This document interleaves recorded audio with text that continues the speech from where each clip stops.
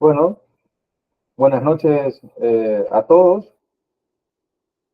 Les doy la más cordial bienvenida al curso de Principios y Aplicaciones de Estimulación Magnética Transcraneal en Neuropsiquiatría, Evidencia y Experiencia.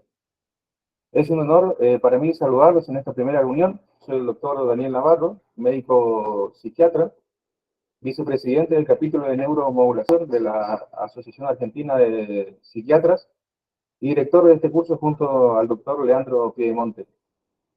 Quiero expresar mi gratitud a todos ustedes por su interés en participar en este evento, por dedicar su tiempo luego de lo que probablemente sea la finalización de una jornada laboral o de estudios para unirse a este espacio que busca arrojar luz sobre esta terapia en constante crecimiento y que representa una alternativa más para abordar las patologías neuropsiquiátricas que comprometen a nuestros pacientes. Es importante mencionar que este curso es organizado por el capítulo de neuromodulación de la Asociación Argentina de Psiquiatras, la cual es nuestra sociedad madre y contará con destacados ponentes internacionales, líderes y formadores de opinión a nivel global. Es realmente gratificante saber que contamos con más de 1.500 inscriptos de diferentes países de Latinoamérica, como Argentina, Chile, Colombia, El Salvador, Venezuela, Perú, Guatemala, Uruguay, Paraguay, México, como así también de Estados Unidos y de España, lo cual refleja el notable interés que despierta en nuestra región este trascendental procedimiento conocido como estimulación magnética transcranial. Como sabrán, este curso les quiero comentar que va a contar de 8 encuentros quincenales. En esta jornada disertarán destacados referentes como el doctor Leandro Piedemonte y la doctora Lucía Alba Ferrara, quienes nos ilustrarán con sus conocimientos y al finalizar sus presentaciones se reservarán unos minutos para responder algunas preguntas y así cumplir con el objetivo de tiempo estimado que es de 1 hora 20 minutos y que probablemente en esta ocasión pueda excederse un poco más porque es nuestro primer encuentro y hay un tiempo dedicado a estas presentaciones formales. A continuación, bueno, quiero comentarles que el doctor Leandro Piedemonte, quien va a ser el primer ponente que vamos a tener el placer de escuchar hoy, es director de este curso, es médico especialista en psiquiatría, magíster en neurociencias, fundador y presidente del capítulo de neuromodulación de la Asociación Argentina de Psiquiatras, miembro fundador y secretario del capítulo de psiquiatría biológica de la AP, miembro de la comisión directiva de la Asociación Argentina de Psiquiatría Biológica. Y también me gustaría destacar que Leandro es un profesional con una notable empatía y calidez humana en su trato diario con sus pacientes. Además, es un generoso ser humano al compartir sus amplios conocimientos. Su gran humildad es una característica valiosa que lo define como una persona noble y un excelente médico psiquiatra. Y no quería dejar pasar por alto este reconocimiento como colega que admiro y como amigo que te considero, Leandro. Así que, sin más palabras, te voy a ceder el lugar y me preparo para disfrutar de lo que seguramente será una charla que nos colmará de conocimientos y despejará muchísimas dudas. Así que, Leandro, te cedo el lugar y continúas tú con la disertación. Hola, buenas tardes a todos. Les agradecemos desde el capítulo de neuromodulación infinitamente por conectarse luego de una jornada laboral, tal como comentó Daniel. Esto no lo tenía pensado decir, pero quiero comenzar mencionando que es recíproco lo que siento respecto a lo que vos mencionaste, Daniel. Hay reciprocidad y es mutuo. También te considero una persona, te valoro muchísimo como profesional, siento un gran aspecto personal y creo que tenés una calidez humana tanto para con tus pares como para con los pacientes. Y eso te enaltece mucho.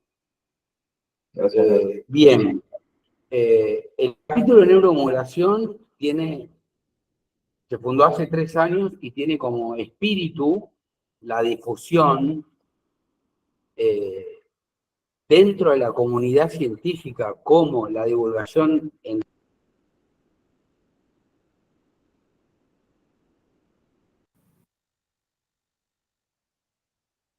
Se muteó tu micrófono, Leandro.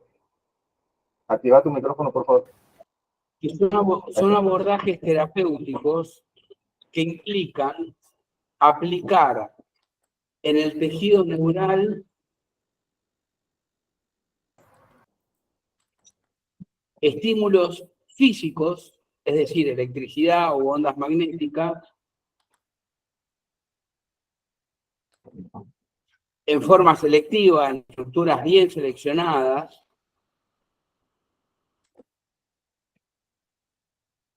Ahí se ve bien la presentación. Sí.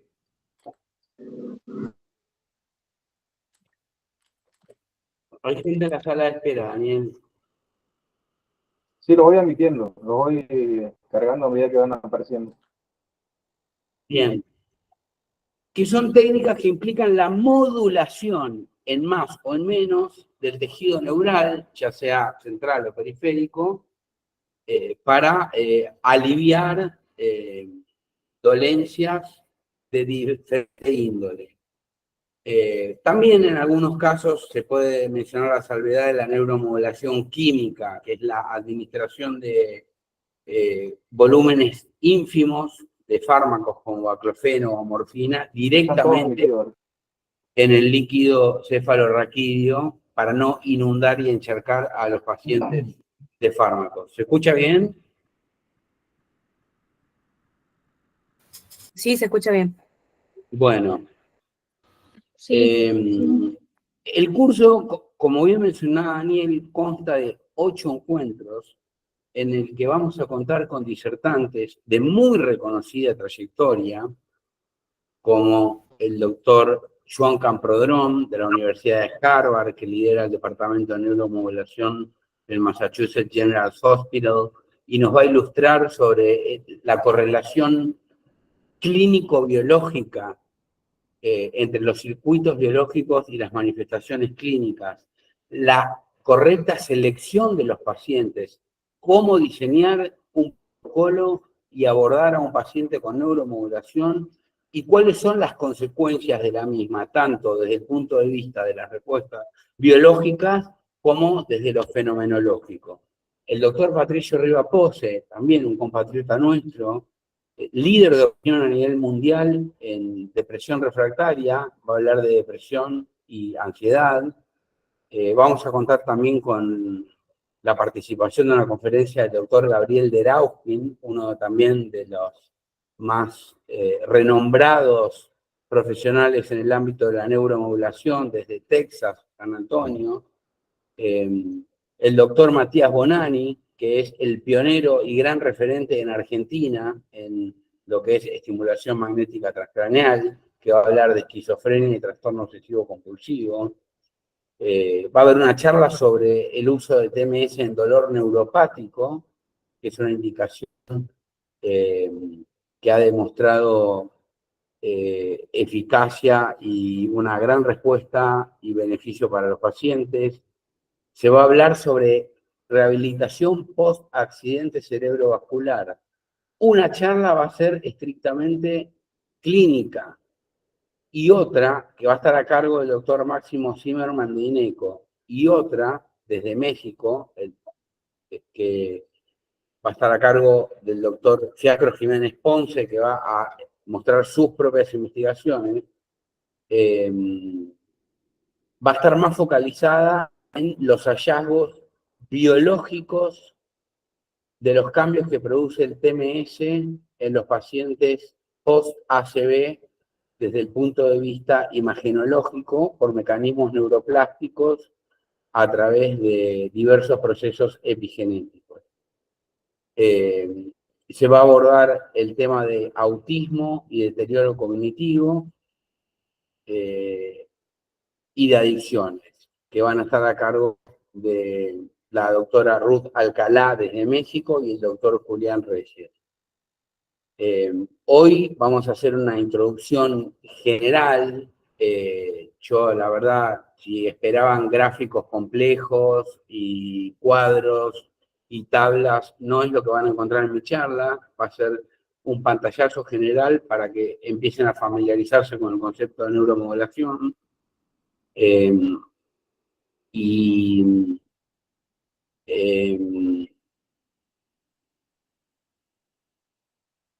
le queremos agradecer enormemente a nuestra sociedad madre, a la AAP, por el apoyo permanente que nos ha dado durante estos últimos años para poder llevar a cabo y realizar actividades académicas que nos enriquecen a todos.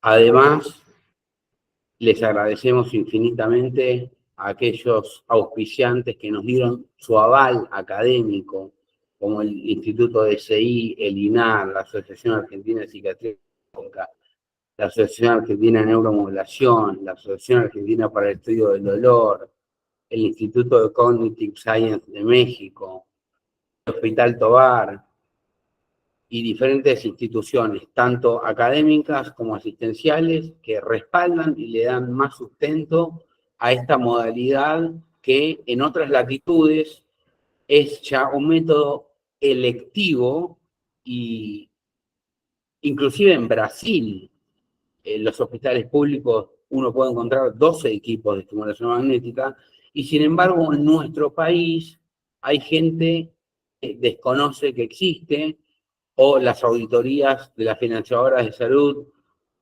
no tienen la menor idea de qué se trata, o la población general piensa en Jack Nicholson en Atrapado sin salida, como que es un método cruento que lo hacemos en un sótano en forma clandestina, cuando es un método totalmente validado, aprobado desde el 2008 inicialmente para la primera indicación, y con un montón de otras indicaciones que, si bien no están formalmente aprobadas, tienen un sustento y una evidencia incuestionable.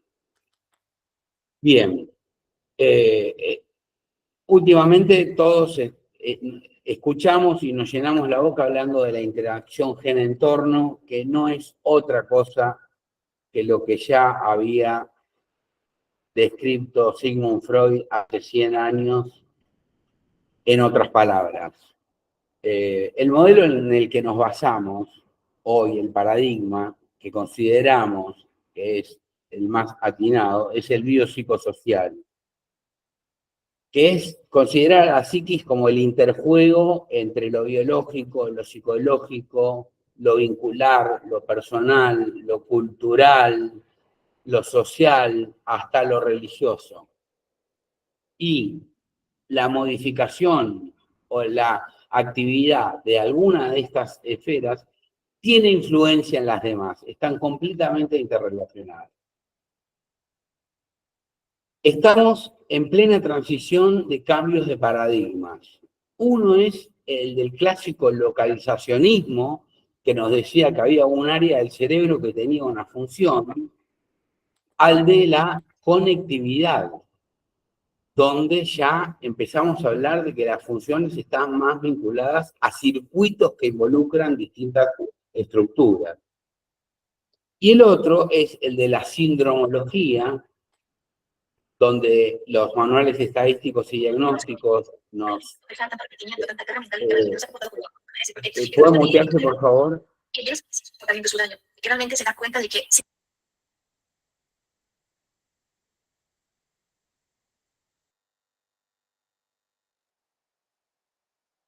Volvé a activar tu micrófono, Leandro, por favor. No, Leandro, estás Porque muteado. los muteo a todos y te muteo a vos también.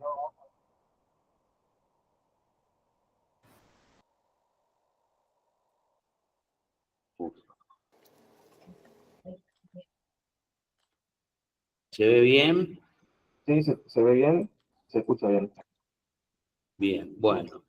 Entonces, del localizacionismo a la conectividad y de la sindromología a las dimensiones clínicas.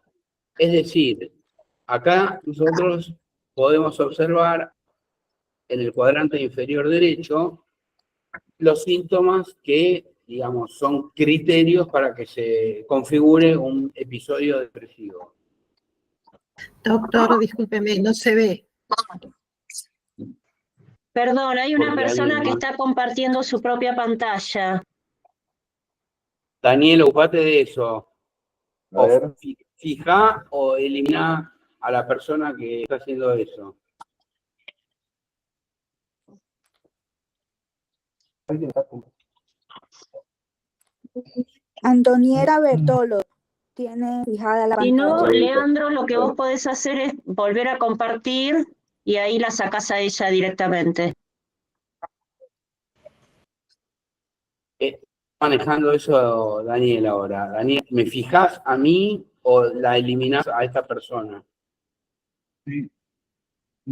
No veo tu pantalla. Bueno, ¿Vos estás compartiendo, vuelvo. Leandro? Sí, bueno.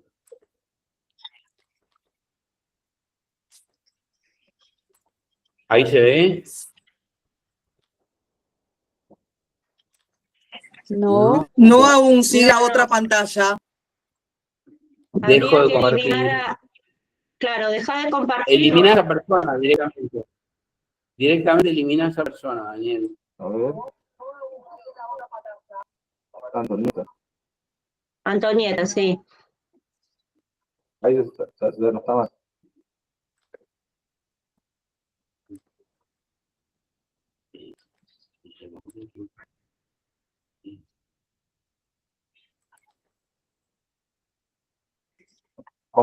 Compartí tu, Leandra, tu pantalla.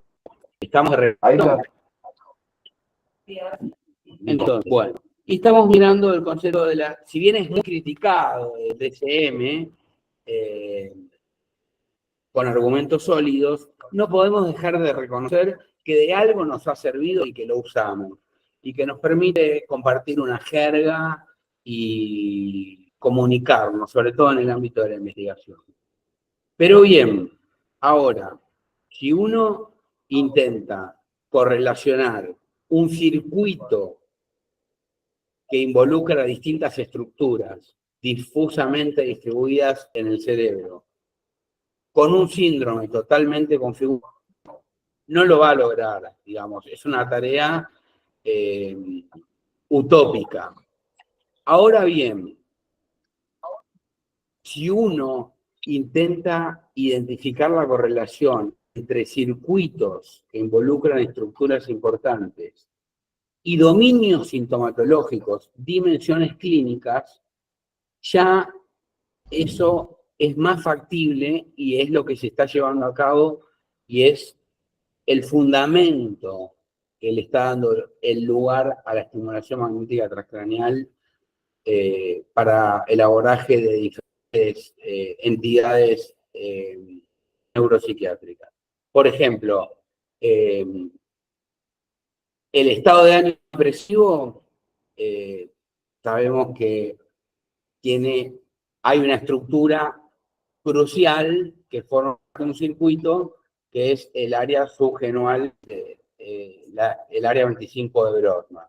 La motivación y la voluntad tienen mucho que ver con el circuito de la recompensa, la energía con el sistema reticular ascendente, el sueño y el apetito con el hipotálamo, la cognición y la atención con fundamentalmente la corteza prefrontal, la rumiación y la culpa propia del TOC con la corteza cingulada más bien posterior, las conductas suicidas, ya sea por estudios post-mortem o marcadores biológicos con estudios estructurales o funcionales, la corteza cingulada.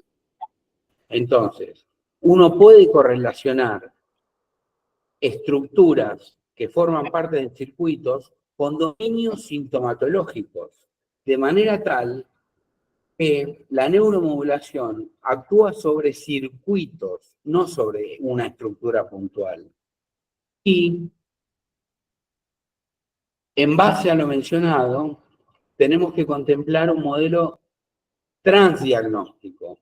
Es decir, si yo puedo modular un circuito que está correlacionado fenomenológicamente con la esfera volitiva propia de los cuadros depresivos. ¿Por qué no puedo hacer lo propio? El compromiso de la voluntad de los síntomas negativos de la esquizofrenia o de los periodos iniciales de los procesos neurodegenerativos, como son las demencias. O la rumiación propia de la depresión también se da en un montón de otras patologías. así como los síntomas neurovegetativos. Con lo cual no es síndrome específico, sino que tenemos que pensar en dimensiones sintomatológicas. Bien, vamos a hablar de neuromodulación en general. La neuromodulación implica, como les dije, la aplicación de estímulos físicos, ya sea magnéticos o eléctricos, en estructuras neurales para modularlas, tanto en más o en menos, es decir, aumentar o inhibir su excitabilidad. Hay una gran subdivisión en invasión.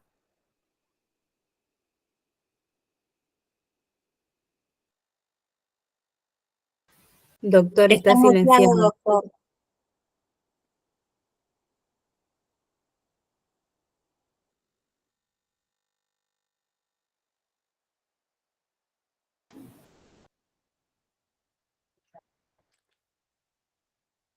¿Se ve ahora?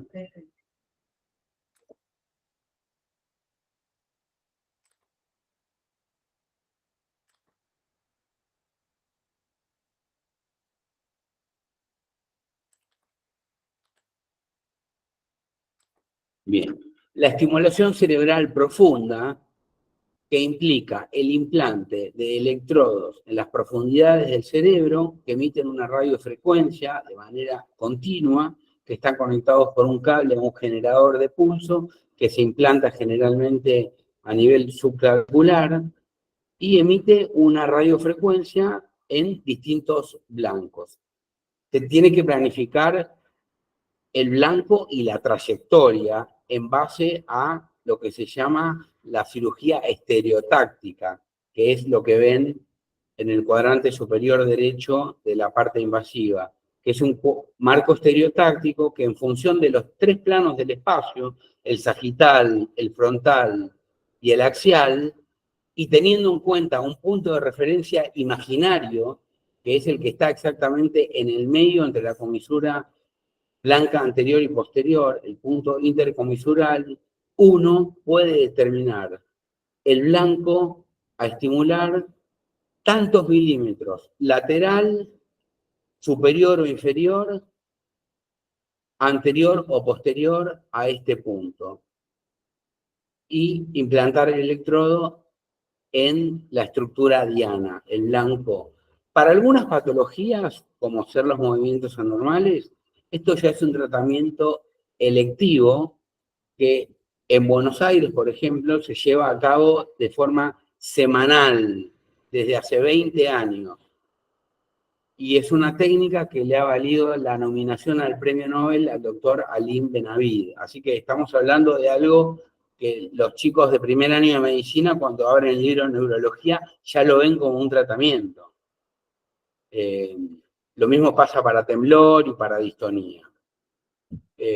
Abajo a la izquierda ven el generador de pulso con los electrodos, que no es otra cosa que un marcapaso cardíaco, lo manufacturan las mismas empresas, y tienen un corte sagital, exquisito, postquirúrgico, una resonancia, donde se ven los electrodos implantados en el globo pálido externo, en un caso de síndrome de Shields de la Tourette.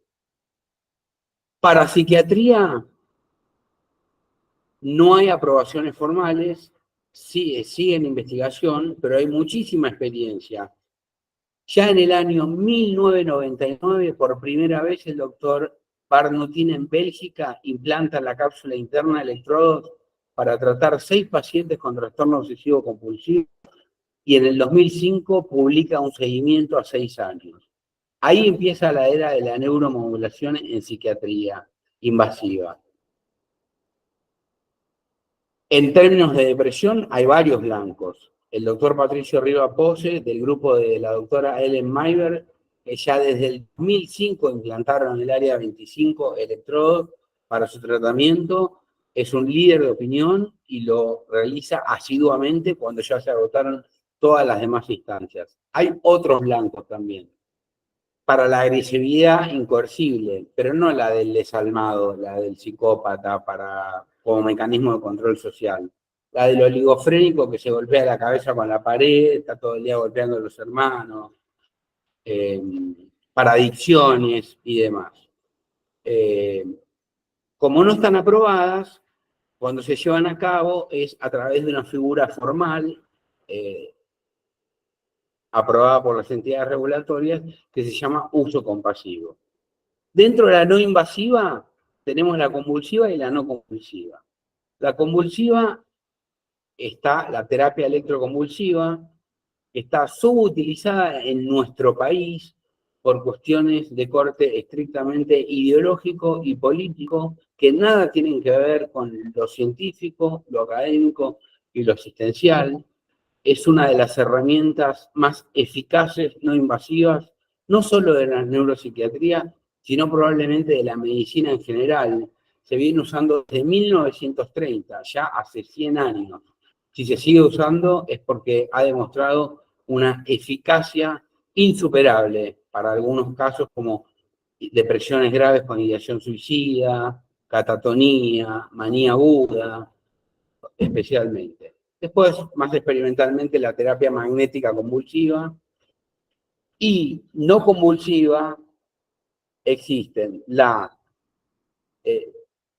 estimulación de corriente directa transcranial, que recién ahora está empezando, digamos, a tener cierto protagonismo en el área de la neuromodulación, y lo que nos incumbe a nosotros, que es la estimulación magnética transcranial, que lo ven en el gráfico, que consta de un equipo que emite una corriente a través de un cable que llega a una bobina. Esa corriente en la bobina, que adentro tiene cables de cobre, es transformada en un impulso magnético. Se apoya sobre la cabeza del paciente, que se encuentra en total estado de alerta, sin anestesia, sin relajantes musculares, sin sedación, viendo una pantalla de plasma, charlando con el profesional o el técnico que le realiza el procedimiento, cómodamente recostado en un sillón,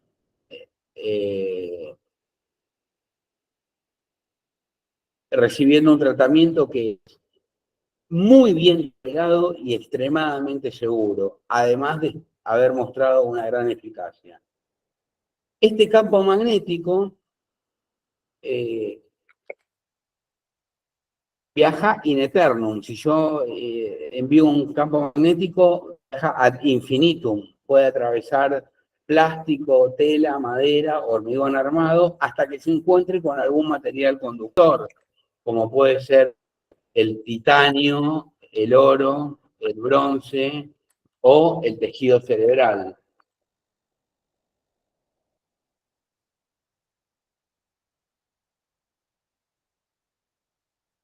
Y ahí, este impulso magnético genera un campo eléctrico secundario y modifica la actividad eléctrica cerebral.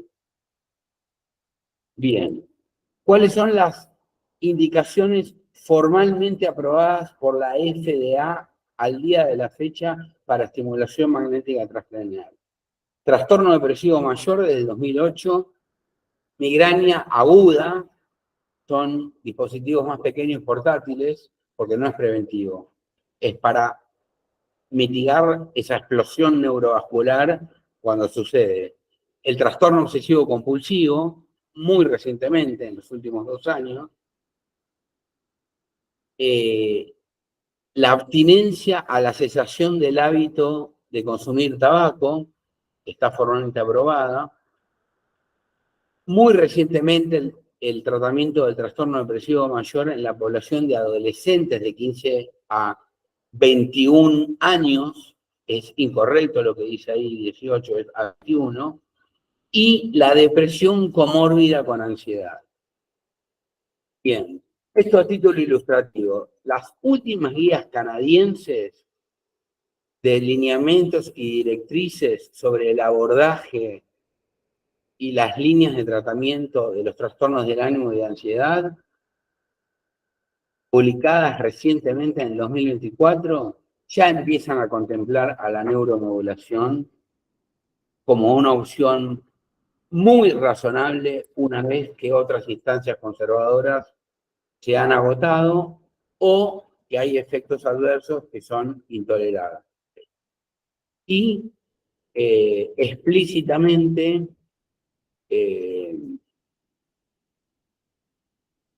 extiende recomendaciones para su uso.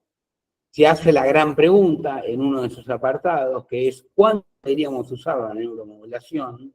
Y eso quiere decir ¿cuál es el paciente candidato? Y no es un tema menor, es uno de los temas más importantes de esta temática.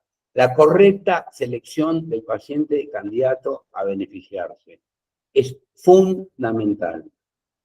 Tiene recomendaciones para el tratamiento de la terapia electroconvulsiva, de primera línea, de segunda línea, y fíjense que es de evidencia, tipo de primer nivel de evidencia, recomendaciones para el uso de estimulación magnética craneal y una recopilación de las recomendaciones para la combinación de estas tres modalidades de neuromodulación, que son el TMS, el TEC y la estimulación cerebral profunda, incluyendo también la estimulación vagal, que es la estimulación del nervio vago, que se usa para epilepsia, que es más rudimentario el procedimiento. Es una incisión en la porción anterior del cuello y la colocación del electrodo en el 10º par craneal, y se usa para depresión también.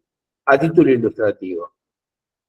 Esto se los quiero mostrar por lo siguiente, porque si la terapia electroconvulsiva está vista por algunos sectores como un método cruento de castigo,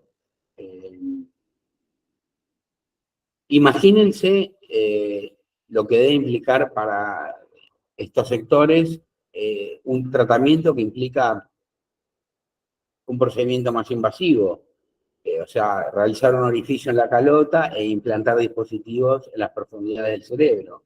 Bien, esto está mundialmente muy bien regulado. Hay guías, consensos de directrices y lineamientos para lo que antes se llamaba psicocirugía, que quedó estigmatizado y hoy es la neurocirugía funcional para trastornos psiquiátricos, con autores que son líderes de opinión a nivel mundial, de muy reconocida trayectoria, que trabajan en los centros más prestigiosos del mundo.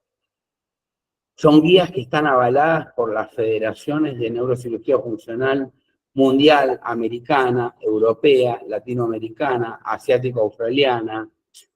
Y bien, dicho eso, también la WPA, la Mundial de Psiquiatría, está dentro de las sociedades que avala estos lineamientos y directrices, que abordan temas cruciales, como son el alcance de estos tratamientos, la importancia del consentimiento informado, la autonomía y la comprensión, la importancia de que sea llevado a cabo por un equipo interdisciplinario, dentro del cual el psiquiatra es el que tiene más incumbencia, pero está formado por neurólogos, neurocirujanos, ingenieros, asistentes sociales,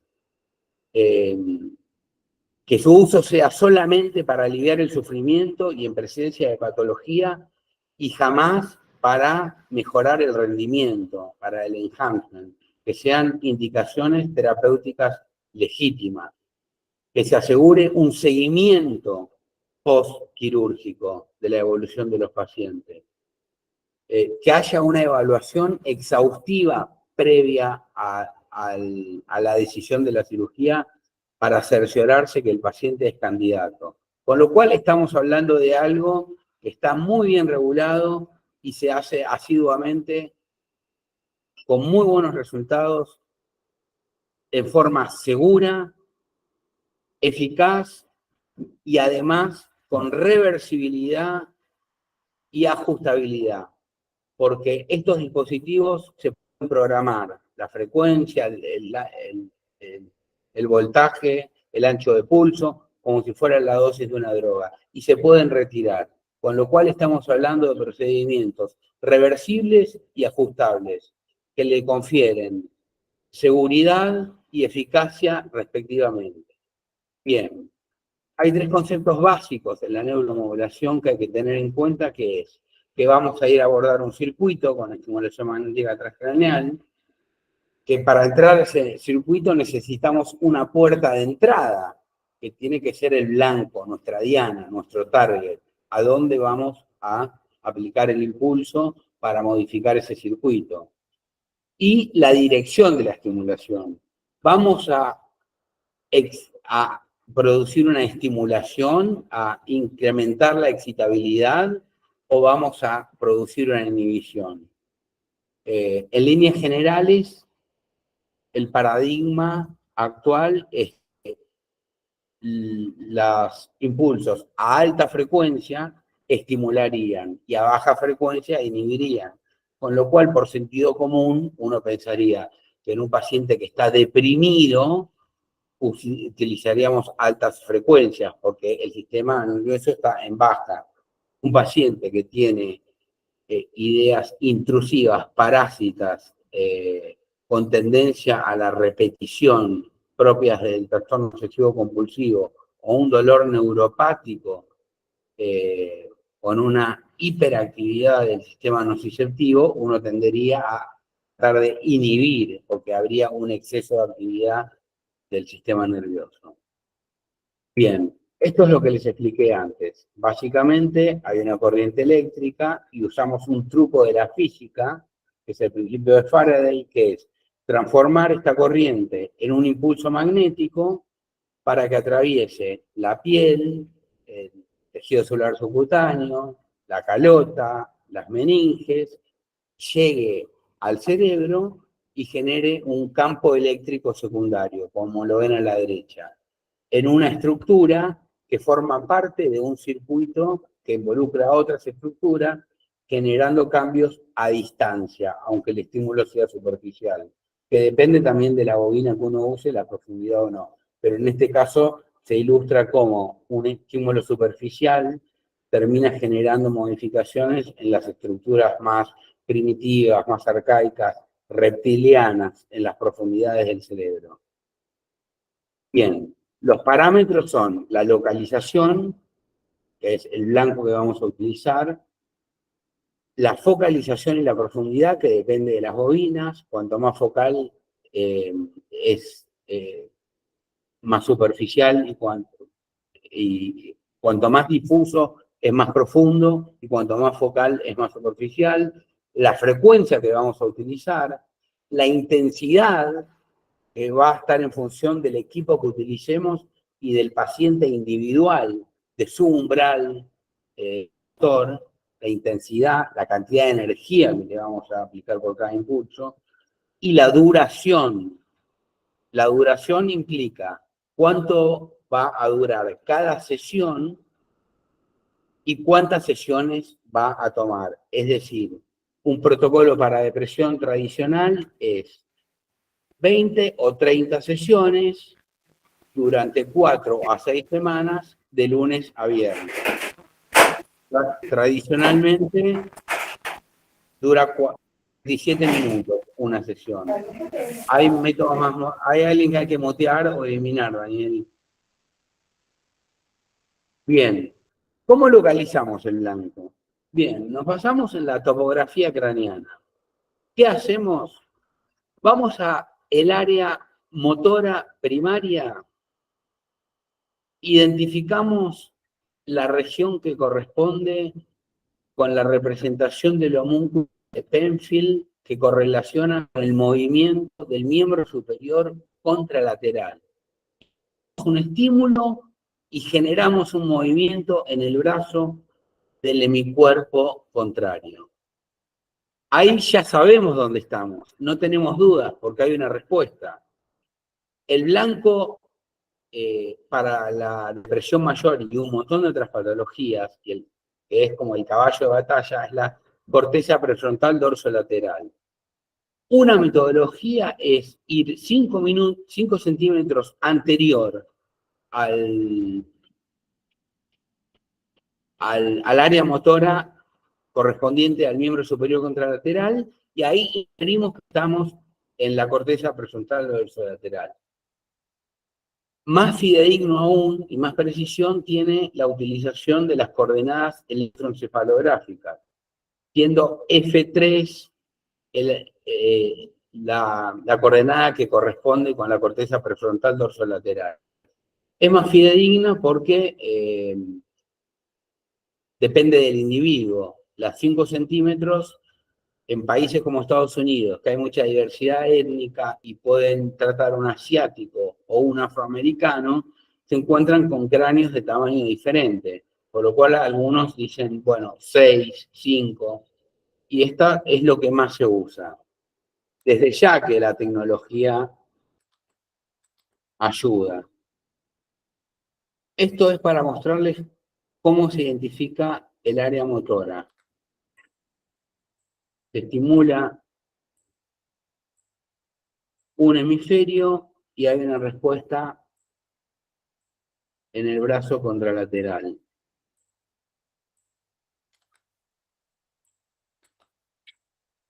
Bien. Esto es importante no solo porque sabemos dónde estamos, sino porque uno de los parámetros es la intensidad, que va a ser en función del umbral motor. El umbral motor es aquella intensidad en la que el paciente deja de responder. Entonces, uno se encuentra en los protocolos con que la intensidad que sugieren es, por ejemplo, un 110% del umbral motor. Si el paciente recién en una intensidad de 70 empieza a responder y ese es umbral, 77 va a ser la intensidad que vamos a usar para su protocolo. Lo bueno de la neuromodulación no invasiva es justamente que es no invasiva, no es cruenta. Lo malo es que no podemos ver adentro. Pero existe la neuronavegación y la localización de estructuras por neuroimágenes, que es muchísimo más fidedigno que los métodos topográficos, pero que está reservado en la práctica cotidiana fundamentalmente para el ámbito de la investigación. Hay algunos centros del mundo que han decidido implementarlo en la práctica asistencial en forma rutinaria, pero es la excepción. En general, inclusive en los centros más sofisticados de Europa y Estados Unidos, lo que más utilizan son los métodos topográficos y queda la neuronavegación reservada para el ámbito de la investigación. Bien. Esto es para mostrarle, esto es un cerebro, una foto de un preparador anatómico, los blancos clásicos, la corteza prefrontal dorsolateral para el trastorno nutritivo mayor, la corteza prefrontal ventrolateral para la cesación del tabaquismo y el lóbulo de la ínsula. En el caso del TOC vamos a estructuras más mediales, las caras internas de los hemisferios cerebrales. Por eso necesitamos bobinas que calan más hondo y que emiten un impulso que llega a más profundidad para estimular la corteza prefrontal dorso-medial. Y en el caso de la migraña, el lóbulo occipital. Hay distintos tipos de bobina, un montón. Las dos más comunes son la circular y la en 8 o mariposa. La que más se usa en el asistencialismo es la de mariposa. La circular se usa más bien para diagnósticos, para mapeo prequirúrgico, para investigación. Y la que utilizamos en asistencialismo es la de mariposa, que es bastante focal, tiene poca profundidad. Hay también otras más sofisticadas que tienen sus indicaciones aprobadas, que son los cascos, que emiten unas ondas muy difusas de mucha mayor profundidad.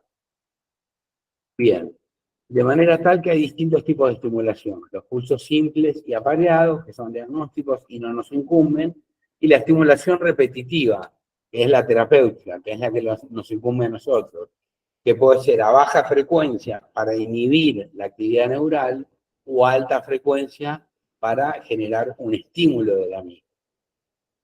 Además, existe lo que se llama la estimulación en ráfagas. ¿Qué quiere decir esto? Esto es algo más nuevo, más sofisticado. Lo vemos graficado acá. Arriba de todo son pulsos aislados.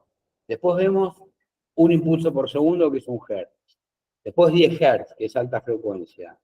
Y después vemos la estimulación en ráfagas. ¿Cómo se define la estimulación en ráfagas? Como la aplicación de tripletes de impulsos de 50 Hz de frecuencia. Y cada triplete se aplica con una frecuencia de 5 Hz. Es decir, voy a aplicar con una frecuencia de 5 Hz tripletes, estando cada uno conformado por 3 impulsos a una frecuencia de 50 Hz. ¿Qué nos permite esto?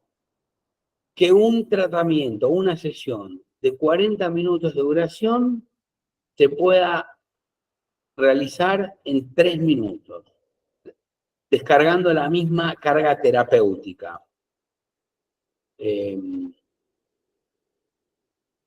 Uno se puede preguntar un montón de cosas respecto a esto. En principio, ¿yo puedo en 3 minutos lograr lo mismo que en 40 desde el punto de vista estrictamente biológico? La respuesta es que sí. Después está el tema del placebo. ¿Es lo mismo para el paciente ir 40 minutos todos los días que entrar 3 minutos e irse? Bien. Yo he tenido, digamos, la experiencia con casos de movimientos anormales, freezing de la marcha, disquinesia por levodopa, neuralgia del trigémino, patologías donde el efecto placebo no cumple ningún rol y efectivamente han respondido de forma notable. Con lo cual, no cabe duda alguna que el impulso magnético per se, por sus efectos biológicos, tiene un efecto terapéutico. Y después van a ver que la estimulación en ráfaga no solamente es equivalente en eficacia a los métodos tradicionales, sino que además tiene la misma sustentabilidad de efecto. Bien. Esto ya hablamos de la intensidad del impulso, del número de pulsos y del número de sesiones que conformarían la dosis. Ahora bien, seguridad, contraindicaciones y tolerancia. Es un método altamente tolerado, muy bien tolerado. El paciente está muy confortable. Lo único que puede recibir, como bien dice mi amigo y colega, que tenemos el honor de tenerlo como disertante desde Emory y Atlanta, Patricio Rivapose, que el paciente percibe con los impulsos como un pájaro carpintero. Cada impulso es como si tuviera un pajarito carpintero dando un pequeño golpecito en la calota. Puede ser molesto, depende de la intensidad. Podemos estimular un par craneal que tenga actividad, digamos, aferente motora y haya contracción de músculos faciales y sea incómodo. Puede generar cierta molestia. Cefalea. A mí no me ha ocurrido, pero está descrito. Puede haber una cefalea posterior a la sesión, no que le dura el otro día. Es muy bien tolerada. Las contraindicaciones son implantes metálicos que estén a menos de 30 centímetros de donde va a ser la estimulación. Sea un clip aneurismático, un estimulador, un electrodo de estimulación cerebral profunda,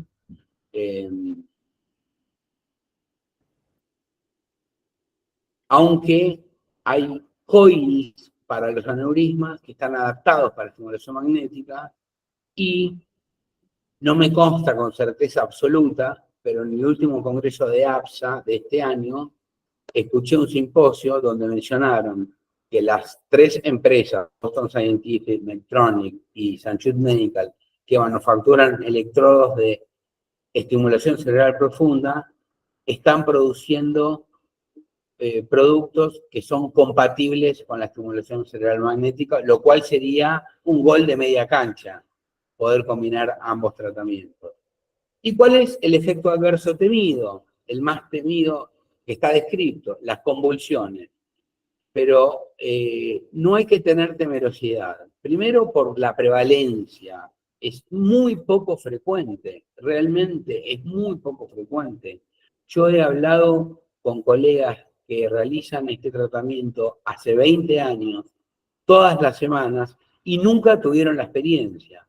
Si llega a suceder, es una convulsión durante la sesión, no un desarrollo de epilepsia o una convulsión al otro día. Y además pensemos, utilizamos terapias que implican inducir una convulsión per se, como parte del método terapéutico, y le estamos teniendo temerosidad a la posibilidad de que en 30.000 sesiones haya una convulsión, no es algo tan grave. Y además hay directrices y lineamientos muy bien redactados meticulosamente para mitigar y mermar lo máximo posible el riesgo de su aparición. Estas son guías que les quiero mostrar para que tengan muy en claro un concepto. Puede haber indicaciones formalmente aprobadas, pero no quiere decir que por ser aprobadas sean las que mejor responden o las únicas que se pueden abordar con este método. Nos pasa con la psicofarmacología. O sea, no hay ningún estudio en la FDA que haya aprobado la combinación de mirtazapina con venlafaxina formalmente, y sin embargo es una de las combinaciones más racionales. Tampoco hay estudios aprobados con la combinación de 2 o 3 fármacos. Todos son monoterapia o a lo sumo la combinación de 2. Y solemos usar combinación de fármacos. Con lo cual, el hecho de que no esté aprobado una entidad nosológica o una patología no quiere decir que no sea una dolencia que responde notable y significativamente a este tratamiento. Porque hay una gran cantidad de estudios metodológicamente muy bien diseñados, cuyos autores son líderes de opinión de centros de referencia muy prestigiosos, publicados en journals de muy alto impacto, con casuísticas enormes, sometidos a rigor estadístico, que nos respaldan la evidencia de eficacia de esta modalidad en un amplio espectro de patologías. Y además también la experiencia de nuestros colegas que lo vienen haciendo hace mucho tiempo. En líneas generales, más allá de lo mencionado, la estimulación magnética transcraneal es, además de las indicaciones formalmente aprobadas, es muy eficaz para el dolor, para algunos síntomas de los movimientos anormales, Parkinson y otros, para el autismo, para los trastornos de ansiedad, para la rehabilitación post-ACV, para el deterioro, compromiso cognitivo y el desarrollo de demencia, para el tinnitus, para los síntomas negativos y el aplanamiento de la esquizofrenia, y para el TDAH también. Bien, y para cerrar, para concluir y resumir, vamos a remarcar que estamos migrando de un paradigma de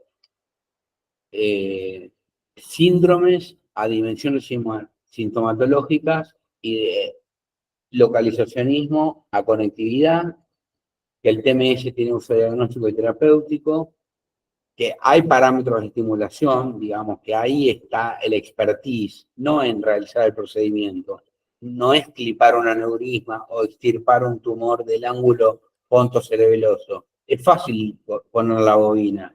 Lo que hay que saber es elegir el paciente y diseñar el protocolo, porque hay mucha heterogeneidad en los protocolos.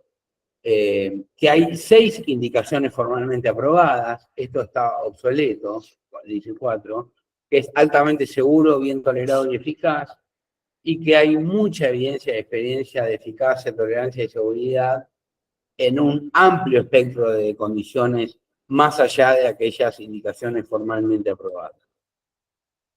Muchísimas gracias y ahora doy lugar a la charla de Lucía Alba Ferrara, que es licenciada en Psicología de la Universidad de Buenos Aires, es magíster en Neuropsicología Cognitiva del University College of London en el Reino Unido, es PhD de Neurociencias Cognitivas en la University of Durham,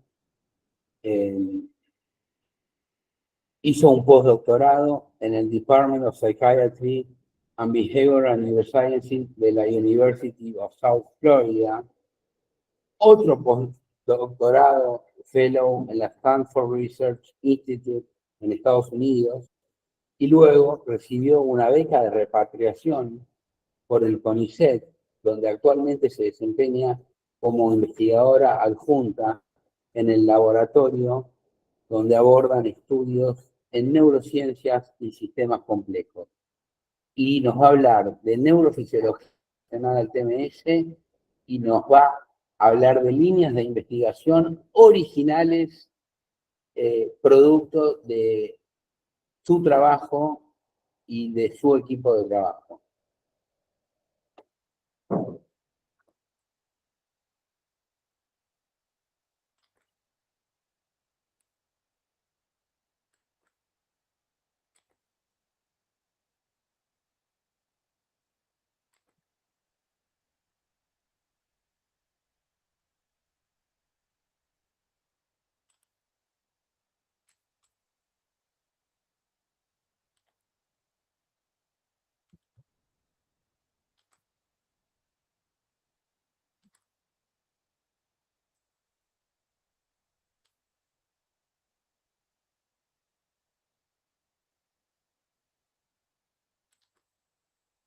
Daniel, ¿se ve bien la presentación? Sí, bien, se ve bien.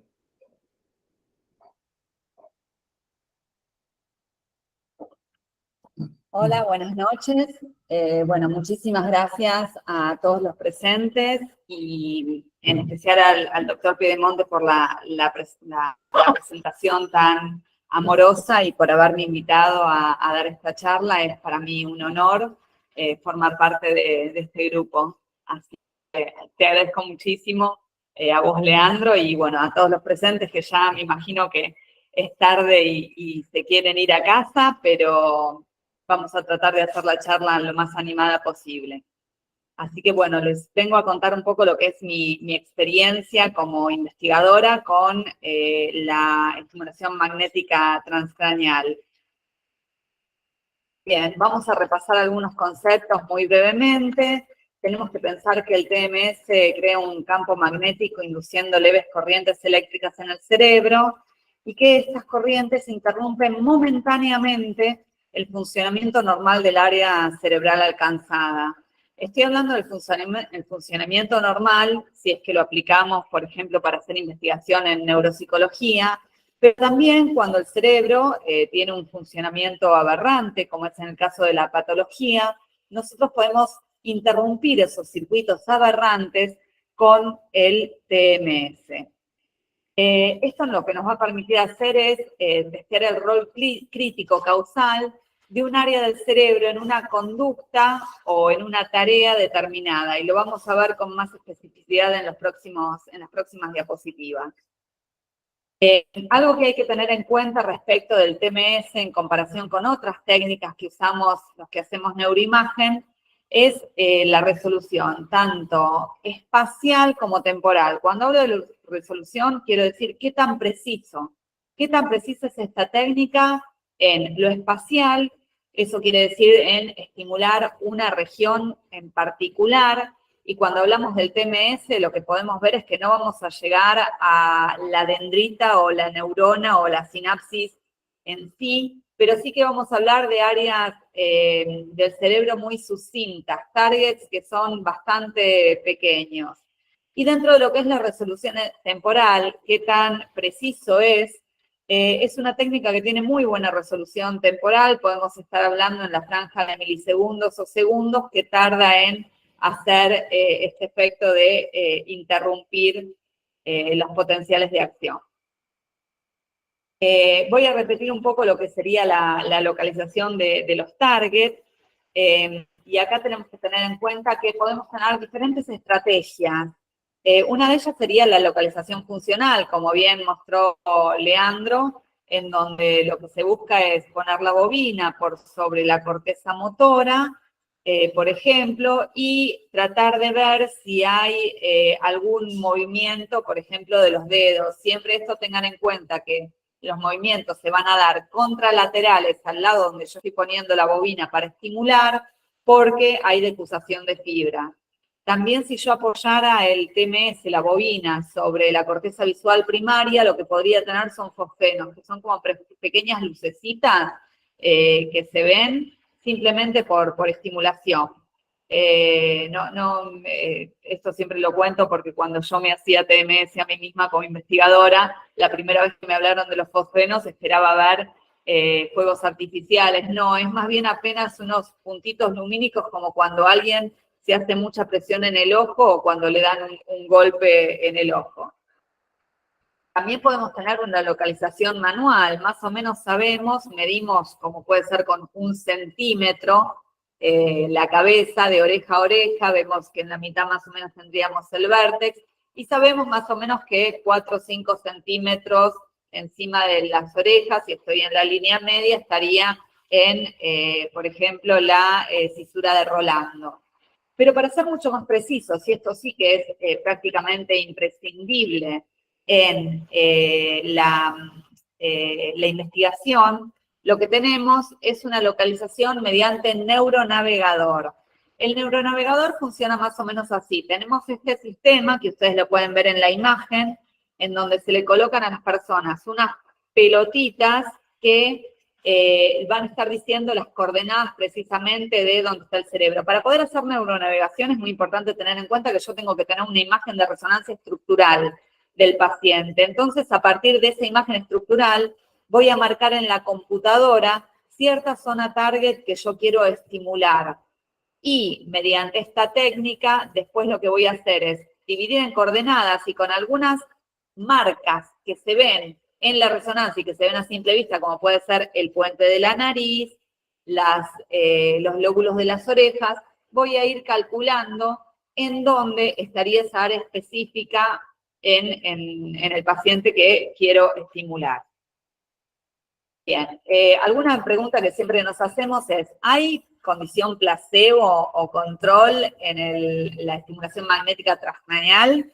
La respuesta es sí. Ustedes como clínicos se pueden pensar, bueno, no me interesa hacer ningún placebo, yo quiero hacer la estimulación verdadera, pero los que venimos del palo de la investigación sabemos que es necesario comparar siempre contra un placebo para poder demostrar efectividad de la técnica. Entonces hay que recalcar que sí, existen bobinas sham, que son bobinas que en realidad simulan muy bien todo lo que tiene que ver con ese ruidito que hace el estimulador, que es esa penita, y también con esa sensación que, como decía Leandro, es como de pájaro carpintero, pero que sin embargo no interrumpe el funcionamiento normal del cerebro, no genera esos cambios magnéticos.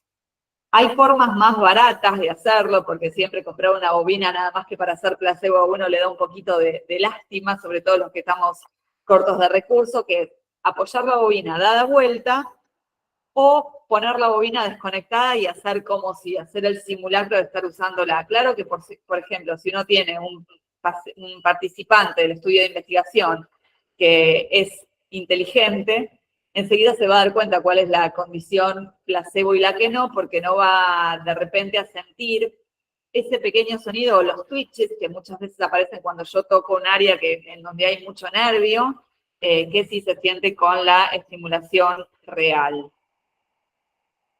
Bien, bueno, acá voy a empezar a hablar de la localización. Yo era muy joven en esta época en Inglaterra cuando estaba haciendo un experimento con mi participante que era Alison Lane. Ahora ella es una eminencia en lo que es estimulación magnética transcranial en el mundo. Y acá pueden ver que yo definí determinado target. En este caso yo tenía la resonancia de Alison y marqué mi target que iba a ser en la parte más posterior del giro temporal superior. Y lo pude localizar. Un poquito de nomenclatura que ya vimos, pero lo voy a repetir apenas un poco. Ustedes, como bien dijo Leandro, la estimulación puede ser inhibitoria, que es en el caso de la que yo elegí para hacer mi investigación, cuando la frecuencia es por debajo de 1 Hz. También puede ser excitatoria, en donde lo que yo estaría haciendo, sobre todo, es tratar de bajar el umbral de potenciales de acción, así a partir de ahí el cerebro es más excitable de alguna forma. También puedo tener una estimulación de 2 pulsos, uno facilitador y el otro que recién modula. Y también puedo estimular con 2 bobinas simultáneas en 2 áreas diferentes. Esto ya vamos a ver que muchas veces se usa, por ejemplo, con los pacientes que tienen que recuperarse de un ACV, en donde yo trato de estimular el hemisferio que fue afectado por el ACV, con una estimulación excitatoria, pero a la vez trato de inhibir al hemisferio contralateral. ¿Por qué? Porque la mayoría de las conexiones en el cerebro, digamos, que están interhemisféricas, callosas, son GABAérgicas, son inhibitorias. Entonces, yo inhibiendo al inhibidor, lo que logro es que esa parte del cerebro que estuvo afectado ya no tenga esa inhibición y pueda empezar a trabajar más. A lo largo del curso van a haber muchos usos terapéuticos que se le puede dar al TMS. No voy a hablar yo profundamente de todos, no solo el tipo de tratamiento, sino los targets. Ustedes ya tienen los protocolos, pero simplemente para nombrar algunos en los que yo he trabajado particularmente. Hace bastantes años había protocolos en esquizofrenia, sobre todo, no para los síntomas negativos, sino para los positivos. Estaban buscando cuál era el mejor target para disminuir las alucinaciones en aquellos pacientes en donde la medicación no tenía un efecto y obviamente usando un TMS, una estimulación inhibitoria. La verdad es que si bien en un principio este tratamiento parecía muy, muy prometedor, ustedes saben que siempre hay un sesgo en la ciencia, por el cual se tienden a publicar más los resultados positivos que los negativos. Fue pasando el tiempo y la verdad se vio que era muy dispar el tema de los resultados y por eso no es un tratamiento que en este momento se esté usando. Sí, se está usando, sobre todo en Estados Unidos, lo que tiene que ver con el uso de la estimulación magnética transcranial para lo que es adicciones. Obviamente uno puede pensar, bueno, pero con estas bobinas, que tengo una bobina en la que es en forma de 8, no tengo mucha penetración, puedo llegar hasta de 1 a 3 centímetros por el cráneo. Pero hay que pensar que uno puede tener unas bobinas H. Estas bobinas H llegan a estructuras mucho más profundas, aunque es verdad que es un poco más difusa la señal, no tiene tanta localización espacial, pero con estas estructuras puede inclusive llegar a los ganglios de la base, que son estructuras que a mí me gustaría tener como target para el tratamiento de las adicciones, por ejemplo. Bien. Dentro de lo que es la investigación básica con TMS, sabemos que es una técnica segura, no invasiva y que tiene efectos que son transitorios y reversibles. Transitorios porque duran en ese momentito y después hay un periodo de washout en donde el cerebro se recupera lo que era su función espontánea y por eso también es reversible. Obviamente que ustedes están pensando, bueno, pero acá estamos pensando en el cerebro en neuropsiquiatría. Y cómo tratar estas enfermedades, con lo cual no queremos que sea transitorio y reversible. Bueno, hay diferentes parámetros de estimulación. Los que nosotros elegimos para investigación son transitorios y reversibles. A mí siempre me preguntan qué tan segura es la técnica o si no deja ningún tipo de secuelas. Es verdad que no hay demasiados estudios en participantes que hay de investigación con este tipo de estimulación que han recibido, no hay tan a largo plazo. Lo que yo siempre repito es, yo he sido participante de investigación y me he dado con el TMS durante años una vez por semana y soy súper normal, estoy bárbara, no me pasó nada. Así que, bueno, podemos estar con cierta confianza. Lo que sí les decía es que tenemos que elegir targets que sean bastante fáciles de localizar primero en la corteza y después que no sean estructuras muy mesiales, con las bobinas 8 por lo menos, y que lo que buscamos no es una interrupción total de la función. Por ejemplo, si yo apoyo mi bobina de TMS inicialmente en el área de Broca, que es el área que se encarga de la producción del lenguaje, seguramente no voy a dejar al paciente mudo o con speech arrest. Lo que voy a lograr es, o bien, un aumento en el tiempo de reacción. Si yo le pido que hable, se va a demorar más en seguir esa orden, o una disminución del desempeño. Por ejemplo, le aplico la estimulación y le digo, decime los días de la semana, y por ahí habla más despacio o le cuesta decir algunos días, no es que lo voy a dejar mudo, pero sí estas cuestiones que nos permiten saber que uno está en el área correcta también. Y algo muy interesante es que esta técnica me va a permitir mostrar disociaciones dobles. Las disociaciones dobles, para los que investigamos en neuropsicología, es lo que nos permite establecer una relación causal entre una parte del cerebro y un dominio cognitivo. Ya voy a explicar exactamente qué es una disociación doble.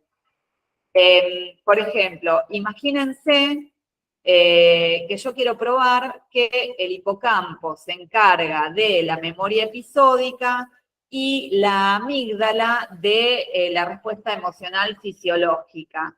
¿Qué podría hacer yo? Bueno, podría tratar de inhibir al hipocampo y ante cierto estímulo por ahí emocional, lograría que no se forme esa memoria, pero que sí haya una respuesta fisiológica porque esto depende de la amígdala. Ahora, si yo hago exactamente lo opuesto con el TMS, inhibo la amígdala, pero dejo sin inhibir al hipocampo y hago que el participante tenga una experiencia emocional, por ejemplo, adversa, lo que voy a hacer es que el participante va a poder generar esa memoria, pero no va a tener esa respuesta fisiológica ante el estímulo aversivo.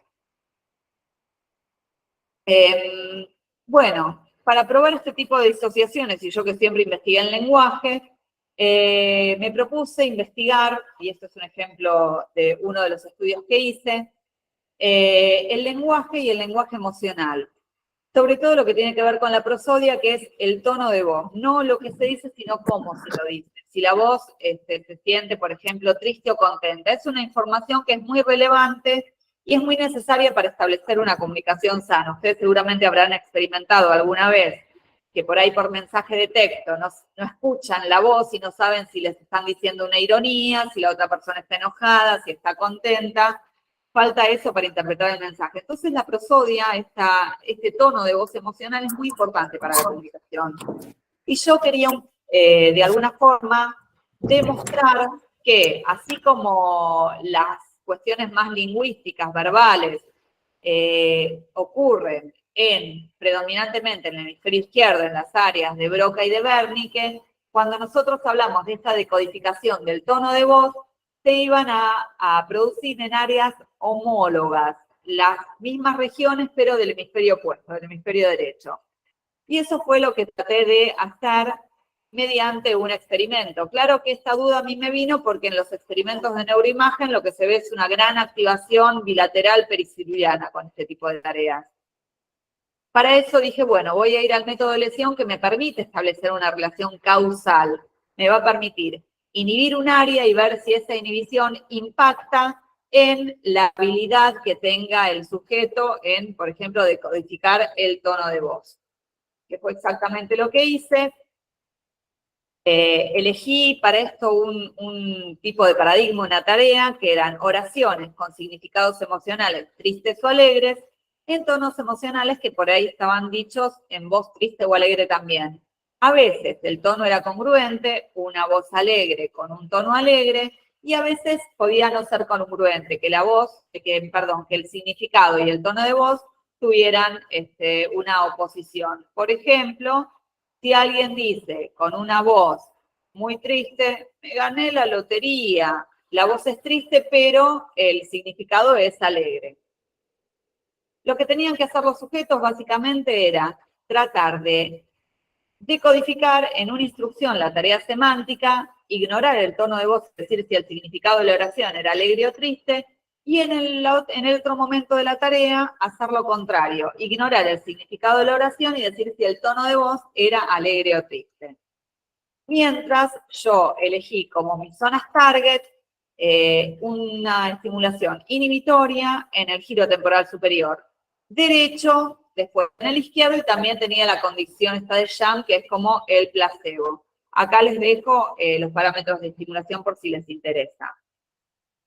Bien, los resultados, lo que yo medí son tiempos de reacción que están normalizados mediante una fórmula matemática, y esto se hace para disminuir la varianza.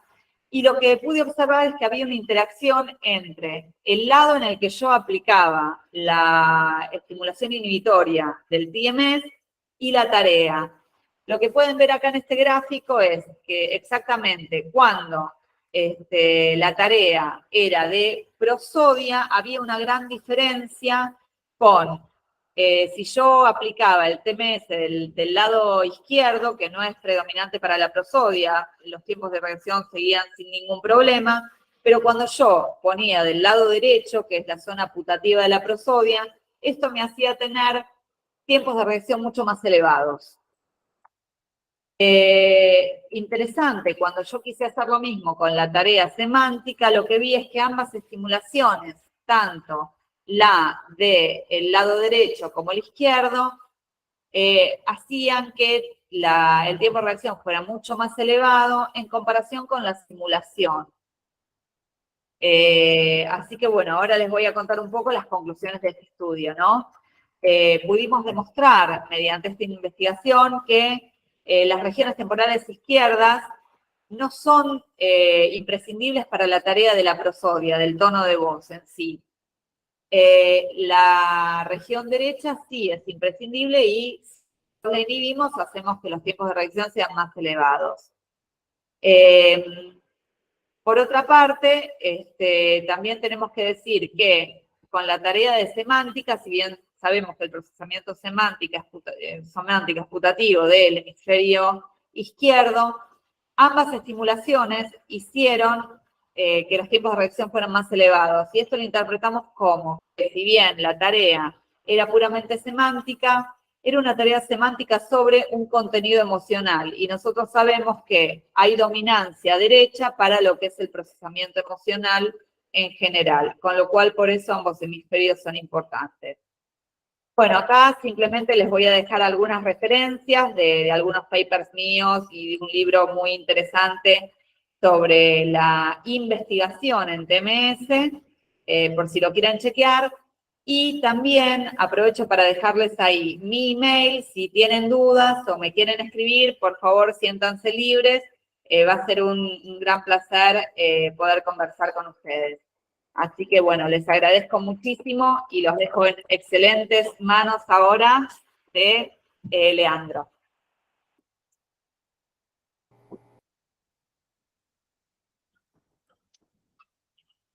Leandro, ¿cómo estás?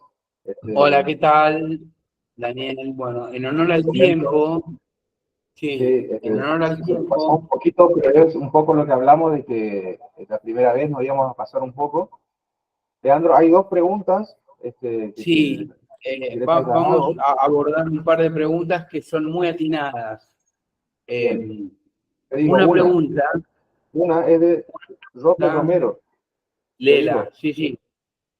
Dice, ¿cuál hemisferio se estimula? ¿El predominante o es indistinto? ¿Y qué efectos produce en depresión bipolar? Bien, la respuesta es, depende de la patología y si estoy tratando una afección que está en el hemicuerpo contralateral posterior a la decusación de las fibras, ¿no? Pero para ser concreto, el protocolo de Parkinson mayor es en el hemisferio izquierdo. Originalmente el planteo, el constructo teórico como explicación del mecanismo que producía la depresión era una hipoactividad en general en el cerebro, mucho más pronunciada en el hemisferio izquierdo que en el derecho. Y se comenzó aplicando estimulación de alta frecuencia en el izquierdo para aumentar su actividad y de baja en el derecho para generar una compensación. Eso fue lo que se empezó a hacer en función al constructo teórico. Ya no se hace más porque evidentemente no funcionó. No siempre, digamos, la teoría se correlaciona con lo que uno ve en los ensayos clínicos y mucho menos en la práctica cotidiana. Qué sé yo. Uno puede jugar con Messi, Neymar y Cristiano Ronaldo y en vez de ganar 5-0, tal vez pierde 1-0 por penales. Pasan esas cosas. Eso no funcionó. Es en el hemisferio izquierdo. Después, respecto a la depresión bipolar, es muy importante la pregunta, porque estamos hablando de casos resistentes. Y justamente si hay algo que caracteriza a las depresiones bipolares, es la resistencia, digamos. Y es muy difícil, lleva mucho tiempo realizar un diagnóstico de certeza cuando no ha habido episodios del otro polo en las depresiones bipolares. Hasta hace poco el promedio anual era 13 años, ahora se acortó a 8 o 6 años de promedio, si no hay manía o hipomanía. Entonces, uno tranquilamente puede pensar, todos estos pacientes que vienen y que son no respondedores, y que es una característica de la depresión bipolar que es más dura de roer, no podrían presentar una depresión dentro del contexto del espectro bipolar y no de lo que está aprobado para TMS, que es el trastorno depresivo mayor. Es una buena pregunta. En la experiencia, y esa sugiero fehacientemente que aprovechen a Patricio Rivapose con ese tema, porque es su área de expertise. Lo que no se ha visto es casos de switcheo con TMS en tratamiento para depresión. Pero bueno, hay indicadores para depresión bipolar. Sabemos que si es edad más temprana, tiene antecedentes familiares o síntomas psicóticos. Y bueno, es una buena pregunta, pero no es una indicación y seguramente gran parte de los casos que se tratan como trastorno depresivo mayor, después en algún momento termina resultando que nos damos cuenta que están dentro del espectro de la bipolaridad. ¿Y la otra pregunta? Hay una pregunta, Leandro, que se repitió muchas veces, y es respecto de si es una limitación el tema de tener implantes dentarios. No, implantes dentarios no. No, implantes dentarios no. Es una pregunta que yo también me hice. Implantes dentarios no. Y hay otra que me parece significativa también, porque preguntan si se puede combinar TMS con psicofármacos. No es que se puede combinar. Es que la regla en medicina es que diferentes abordajes utilizados en forma integral y combinados son mucho más eficaces y hacen sinergia que tratamientos en forma aislada. De hecho, se combinan, no son excluyentes. Es más, una de las cosas que se hace fuera de la investigación, en la práctica asistencial, es aprovechar que un paciente que está postrado en la cama y no se levanta para darse una ducha y no le encuentra sentido a la vida, durante 4 semanas se va a tener que levantar todos los días, ducharse, vestirse, salir a la calle, sentir el aire fresco, estar 1 hora con el médico y todo. Bueno, que también tiene un efecto, aprovechar toda esa instancia para ajustar el esquema farmacológico también, conjuntamente con la aplicación del TMS. Es muy habitual iniciar TMS y optimizar el esquema farmacológico. Y obviamente que no son excluyentes y que nunca le voy a retirar la medicación por hacerle TMS. Y vos me podés preguntar, ¿y los que bajan el umbral convulsivo, el bupropión? Esa sí es una pregunta más fina. Hay que ser cuidadoso. Es como decir, bueno, si está tomando Valcote me quedo tranquilo, le doy con todo que tiene un antiepiléptico. Si tiene bupropión, seré más prudente. Hay casos de pacientes con 300 miligramos de bupropión que han recibido el tratamiento y no desarrollaron convulsión. Bien. Creo que quedarán muchas preguntas que seguramente se le podrán ir haciendo a los próximos disertantes. Me parece, y quería mencionar, Leandro, que la verdad que fue una excelente charla, la claridad de los conceptos, la forma en la que pudieron expresar los conocimientos, que son sin duda bastante complejos, a veces difíciles de transmitir, pero lo pudieron hacer ambos disertantes de una manera muy clara, que realmente creo que llegó a los oyentes de una manera en la que todos nos pudimos ver beneficiados con esta charla que nos dieron. Así que seguramente nos estaremos viendo en unos 15 días en el próximo encuentro. Bien, yo quiero agradecerle infinitamente a todas las personas que se conectaron, a vos, Daniel, a vos, Lucía, a la gente de la Sociedad Madre que nos ha apoyado constantemente en diversos aspectos para llevar a cabo esto. Y bueno, y mencionar que este fue un puntapié inicial, fue la punta del ovillo para entrar en un curso en el cual nos vamos a ir adentrando en temas más específicos, en forma más abarcativa y más profunda, y vamos a contar, afortunadamente, y aprovéchenlo, con las conferencias de profesionales que son realmente muy destacados. Son profesionales de elite, líderes de opinión, que están en la vanguardia, punta de lanza, y es un privilegio poder tenerlos y escucharlos e intercambiar con ellos.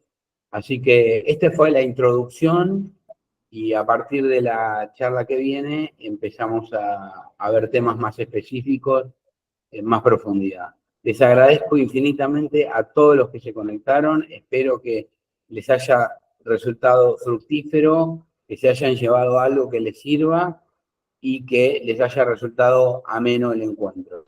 Hasta la próxima. Gracias a todos. Gracias. Muchas gracias.